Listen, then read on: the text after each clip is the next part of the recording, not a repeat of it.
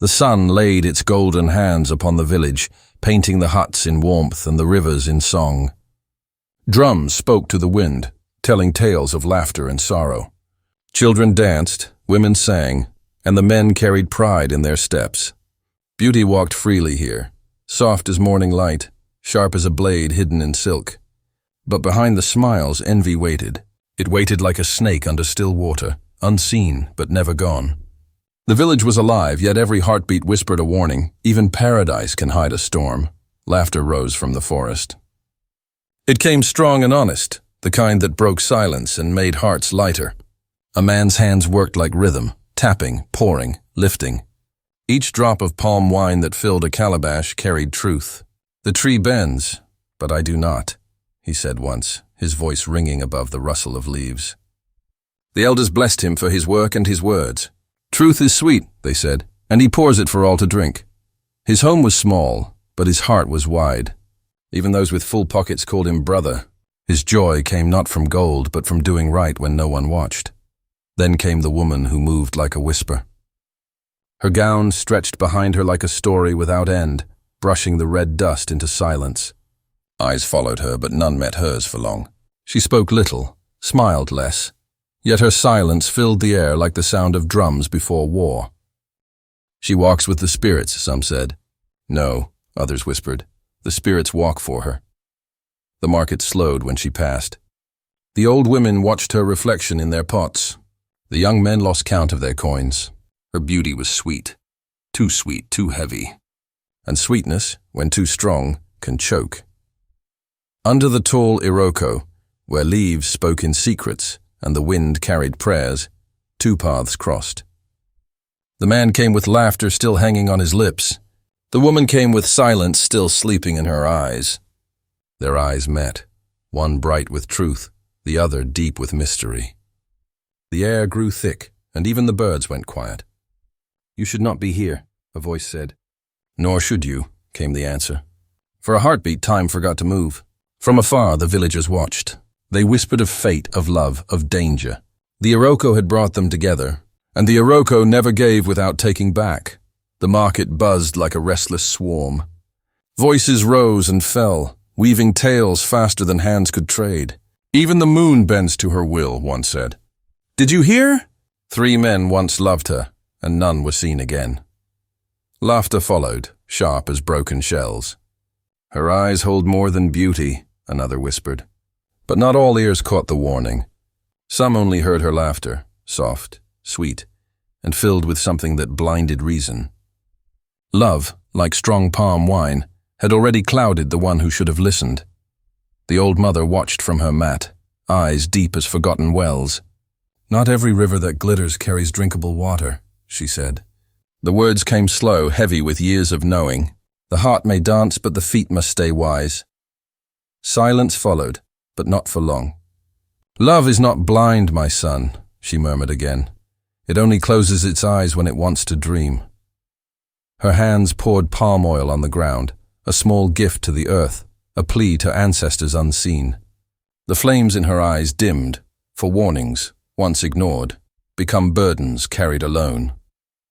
The village began to notice things that had no name. Her shadow lingered when she stopped walking. Her feet made sound where silence should live. A mirror cracked without touch. The elders looked away when she passed. "The gods do not smile on perfection," one muttered, breaking a kola nut in half without eating it. Yet the man who loved her smiled proudly. "Fear is for those who do not understand," he said. "She's only different, not cursed." But the wind that passed through his words felt cold. Drums started to beat without rhythm. At first people laughed. "The drummers are drunk," they said. But the drummers shook their heads. "The rhythm is not ours," they swore. "The hands that guide us are unseen." The nights grew longer. Even the stars seemed to hide. "It is a sign," the elders warned. "Something walks where peace once slept." Laughter rose again, this time forced. "Love makes the drums jealous," he said. But when laughter died, silence stayed. Heavy, watching, waiting. Still, love grew. Against warnings, against fear, against the voice of every mother and elder. "She is only misunderstood," he said. a flower that blooms where others fear to walk. Her smile pulled him closer, and the air between them thickened with something stronger than reason. The old women sighed. When the heart sees beauty, the eyes forget danger. The drums echoed again, slower this time, deeper. Love burned bright, so bright that wisdom faded into the shadows. And in that brightness, a man stood smiling at the edge of his fate, never knowing the ground had already cracked beneath him. She stood beneath the burning sun, her long gown flowing like water made of shadows. No one had ever seen her without it. "It is the rule of my blood," she said. "No man must see what the cloth hides. Those who did are no more." Her words carried weight, the kind that bends air. Even in heat that made stones cry, she kept it on. The people whispered, "Maybe it hides a curse. Maybe power."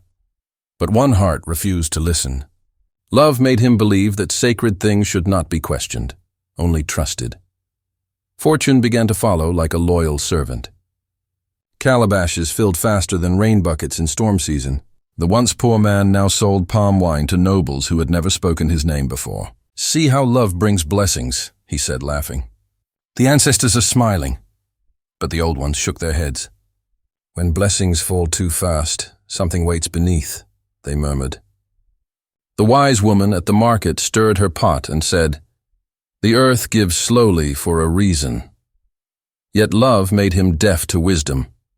He saw gold and forgot that gold sometimes burns the hand that holds it. Then came the silence. The palm trees stopped bleeding sweet sap. Goats turned away from food as if the ground had soured. Birds circled the sky but never landed. Even children stopped singing near the hut. The air felt wrong, too heavy, too still. "It will pass," she said, her smile soft as smoke.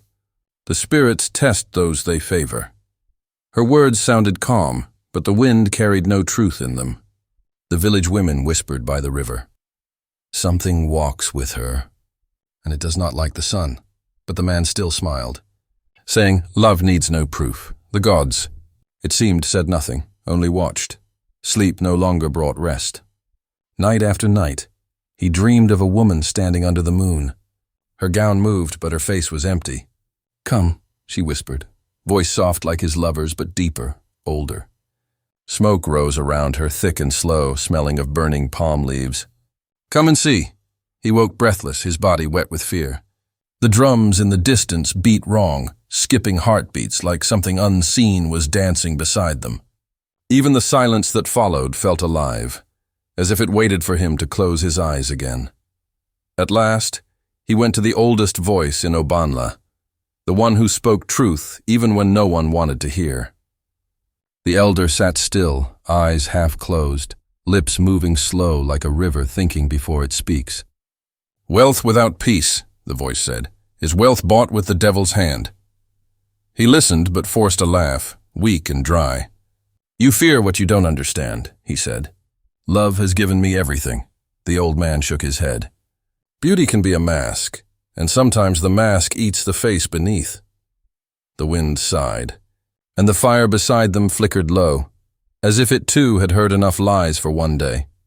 The drums had long fallen silent in his chest, yet her voice still held him. What began as laughter turned into command. "You will not leave this place," she said, her tone sweet but sharp like sugar hiding a blade. Every time his feet moved toward the road, her eyes followed, hard, dark, and glistening like wet stones. The women of the village smiled as they passed, greeting with open hands, but she pulled him close, her fingers tight on his wrist. "Their smiles are snakes," she whispered. "Their eyes want what is mine." He smiled to calm her storm, but inside, his breath felt caged. Love was now a chain, heavy and cold, yet he carried it, because breaking it meant breaking his own heart. The moon rose high, bright as an elder's wisdom, and the people gathered for the harvest festival. Laughter danced with the wind. Drums rolled, feet thundered. Masks glowed like spirits of old. She stepped among them, her gown shining like morning water. As she turned, a small hand tugged at her cloth. The sound of tearing filled the air. Beneath the golden fabric lay cowries strung with black charms and small bones rattling like whispers of the grave. The drums stopped, The night held its breath. A child screamed and pointed.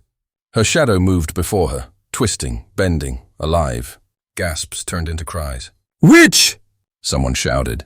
But before another word could rise, she was gone, melting into the crowd like smoke drawn by unseen hands. When night returned, she came again, her face wet with tears that glowed in the lantern light. "They do not understand," she said. "These charms are for us. The jealous spirits watch. They want our joy." Her words trembled like leaves in rain. Her sorrow fell heavy, and he felt the old love stir again. He lifted her chin, wiping her tears. "Let the past sleep," he said softly. But even as he spoke, something cold coiled in his chest. A quiet unease growing roots beneath his ribs, whispering that not all tears were clean. Whispering that not all tears were clean. Days turned slow, thick with fear. His mother, strong as a baobab, began to fade. Her eyes glassed over. Her breath came short. The healers came, spoke chants, burned herbs, but the sickness laughed at their hands. Before her voice left her, she whispered one word: "The gown." Then silence swallowed her breath. The people spoke of forbidden spirits, of curses sewn into cloth. They said the air around her house smelled of burnt offerings. He sat by the fire, the word echoing in his mind, refusing to die. Sleep no longer found him. The night was his only witness. He watched her rise when the world was quiet, her steps light as wind on grass. He followed from afar, each step a question he feared to answer. Through the darkness he heard frogs croak in warning. The wind carried strange murmurs, voices that did not belong to the living. He saw her kneel beside the river, her hands moving in secret rhythm. His heart pounded like a drum before battle. Curiosity burned brighter than fear. The river's voice rose, and in that moment, he knew that what he sought might shatter what little love still lived between them. And yet, he did not turn back. The moon hung low, pouring silver light over the river's skin. Quiet footsteps broke the stillness. He followed her shadow, moving like a ghost among the reeds. She stopped near the water and lifted her gown. What he saw stole his breath. Her legs shimmered, then twisted and turned into the long, scaled tail of a serpent.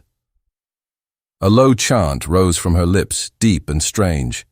The river answered. Frogs croaked in rhythm, and the wind carried her voice like a forgotten song. The water began to glow. Faces appeared beneath its surface, faces of men, eyes wide, mouths open, their souls trapped in the dark current. His heart froze. The gown that once drew his love now whispered death. Its threads were marked with his name. The moon turned red, burning like a wound in the sky. The elders called it the weeping eye of the gods. Fire crackled weakly as he stood before her, voice trembling with anger and fear. "What are you?" he shouted. The wind howled like mourning spirits, bending the trees as if the earth itself grieved for what would come. The night felt alive, watching, waiting.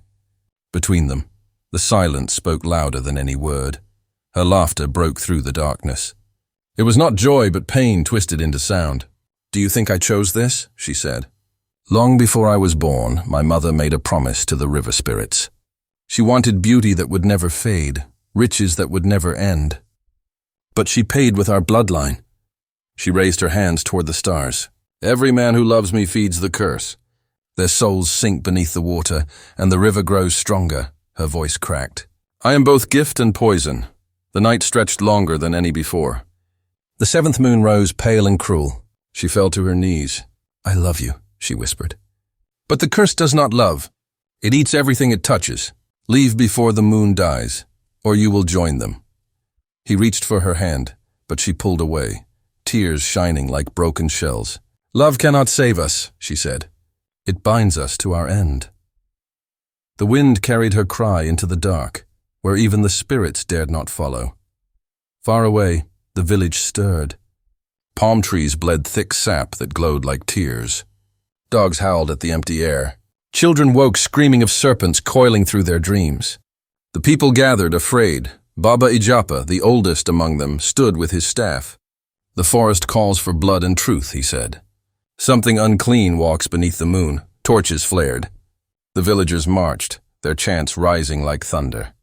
The air trembled with fear and fury. The time for secrets was over. The river would soon speak. and what it said would change Obanla forever. The wind carried warning. She felt it first, a shiver through the ground, a whisper in the trees. Fear clawed at her heart. "They are coming," she said. She ran, pulling him into the forest of echoes. The earth shifted under their feet, roots rising like snakes. Branches bent low, moaning in voices of the dead. Whispers filled the air. Some called his name, others wept. The forest remembered the men who had come before, swallowed by love and lies. The wind grew heavy with sorrow, pressing against their skin. He wanted to turn back, but her grip was iron. "Do not let go," she cried. Yet the forest did not listen. It sang of secrets buried too deep to die. Desperation burned hotter than fear. His hand seized the gown. "What have you done to me?" he shouted. The fabric tore. The sound cracked through the night like a curse breaking free. Her scream followed, sharp, ancient, filled with pain older than time. Beneath the torn cloth her skin shimmered, then rippled into scales that glowed like black fire. Her spine arched, her limbs twisted between woman and serpent. He fell back, trembling, eyes wide with horror and pity.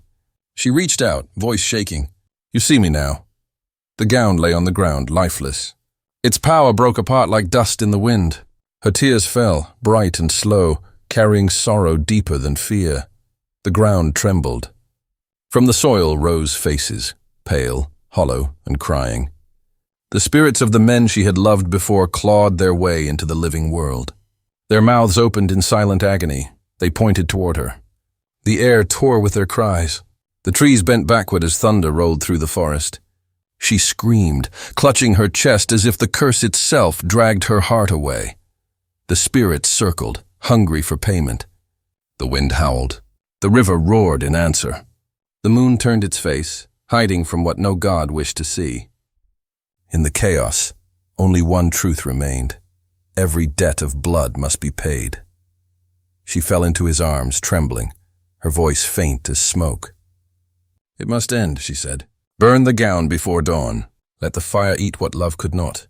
He hesitated. "I cannot." Her eyes met his, full of sorrow. "Then you will die as they did." His hands shook as he struck the flint. The flame caught, small at first, then rising high. The gown hissed, twisting, screaming as if alive. The fire roared, painting the forest red. She smiled weakly. Not every woman dressed in grace carries purity. Her body glowed, breaking apart into dust and light. The wind carried her away, leaving him kneeling before the fire, alone but free. When dawn broke, the fire was gone. Ashes danced into the sky, floating across the village. Each villager paused, feeling a sting in the heart, the sting of truth revealed. The river grew calm. The drums went silent. The air was still, as if the land itself sighed in relief. Her name became a whisper carried by the morning breeze. No one spoke it aloud, yet all remembered. The village of Obanla woke anew, wiser, humbled, touched by the fire of truth. At sunrise, Baba Ijapa stood before the people. His voice rose like the call of an old drum. "The curse is broken," he said. "But remember this, deception wears many colors. Sometimes white like purity, sometimes bright like beauty." The people bowed their heads. By the ashes, the man knelt. He whispered a prayer for the one he had loved and lost. "Let her rest," he said, "and let others see with open eyes." They buried the ashes beneath the sacred baobab. Soon new blossoms bloomed, white as forgiveness, fragile as truth. The wind sighed through the branches, carrying the story of love, deceit, and redemption into the ages. Love, deceit, and redemption into the ages. The sun rose over Obanla, but no rooster called its name. The morning air sat heavy, thick with silence. The river moved slowly, carrying ashes that shimmered like silver dust. An old man sat beside the water, his hair white as chalk, his eyes lost between memory and regret. The people watched from afar, afraid to speak. They whispered of love turned poison, of a woman who danced with spirits, of a man who burned what he once worshipped. The ashes drifted past his feet, tiny ghosts of what once was. The sun climbed higher, but still the drums slept. In Obanla, even the wind dared not sing. The village that once roared with joy now breathed only the echo of loss, the price paid when beauty hides a curse. Baba Ijapa stood before the people, his staff sinking deep into the red earth, his eyes bright and knowing, cut through the quiet. "The devil never comes with horns," he said. "He comes dressed in gold and smiles. He blinds the heart before he breaks it," the crowd murmured. The women covered their heads. The men bowed low. "Remember," he said, "beauty without virtue is a road that ends in fire." His words sank deep, carried by the wind to every ear. From that day, Obanla learned to look beyond faces and listen for the truth behind sweet words. Under the great baobab, the ashes were laid to rest. The ground trembled as the people sang softly, their voices low and slow like a mourning drum. The tree had stood for centuries, dry and empty, but that morning, white blossoms burst from its branches. Gasps filled the air. The flowers shone like moons, their scent sweet as mercy. "The spirits have forgiven her," someone whispered. Others nodded, eyes wide with awe. The fragrance spread through Obanla, carried by the wind like a promise. From that day, every flower that bloomed under the baobab was said to carry her repentance. Her final prayer turned to beauty. The man left behind no longer traded goods or chased wealth. He rose each morning to teach the young men who gathered beneath the baobab. "Patience," he said, "is the spear that kills deceit. Do not rush to love what only shines in light. For in the dark, truth shows its face." He smiled faintly, eyes heavy with the weight of what he knew. Not every smile hides peace. Not every gown hides sin. His voice carried through the marketplace, steady as the drumbeat of wisdom. Soon the people called him the man who saw beneath the gown. Time passed like the turning of seasons. Children grew, and their mothers told the tale beside fires that cracked and laughed in the night. "Once there was a woman too beautiful to be mortal," they said. "But beauty without truth is a trap for fools." The children listened wide-eyed as sparks danced toward the stars. The tale became a warning, sung at weddings and harvests, whispered in love and fear. And when the wind swept through Obanla at night, carrying the faint scent of white blossoms, the people knew. Her story still lived, reminding every heart that even the fairest gown can hide a curse. Under the dim sky, the old man's voice carried through the hush. "When you see a woman in a long gown, do not fear her cloth, fear your blindness. For it is not her garment that deceives, but the heart that refuses to see truth." The children leaned closer, their faces bright with the glow of the fire. The flames danced and cracked, their light fading slowly like tired stars. A small voice broke the silence. "But how can the heart see?" The old man smiled faintly. "By listening," he said. "The eyes may lie, but the spirit never does." His hand rose, trembling but sure, as if blessing the air itself. The fire whispered one last breath before sinking into embers, and his words lingered, strong as the wind that carried them. The white flowers kept blooming, pure and calm against the red soil. Their petals drifted down into the river, floating like tiny boats of peace. The water carried them far, tracing the path once marked by tears. Each petal was a promise that mercy still lived in the heart of Obanla. When the petals returned each season, the people gathered to watch. Some sang softly, others stood in silence, feeling the cool breath of renewal. They believed the river remembered everything, pain, love, and forgiveness, and each flower that touched its surface washed away a little of the old sorrow. The wind lifted their songs, spreading them across the valley, and even the earth seemed to hum with peace. From elder to child, the wisdom lived on. True beauty lies beyond appearance. Wisdom is the light that exposes hidden darkness. Those who ignore the counsel of the old invite their own destruction. Redemption begins when one faces truth, no matter how painful. The words became law in every home, carried in songs, carved into hearts. Children grew into storytellers, and storytellers into elders, each repeating the tale like a sacred drumbeat. By the river, where the tale had first begun, the water sparkled beneath the sun. The flowers floated once more white as dawn. Truth, once buried deep, rose again, not in whispers, but in the steady rhythm of a people who had learned to see.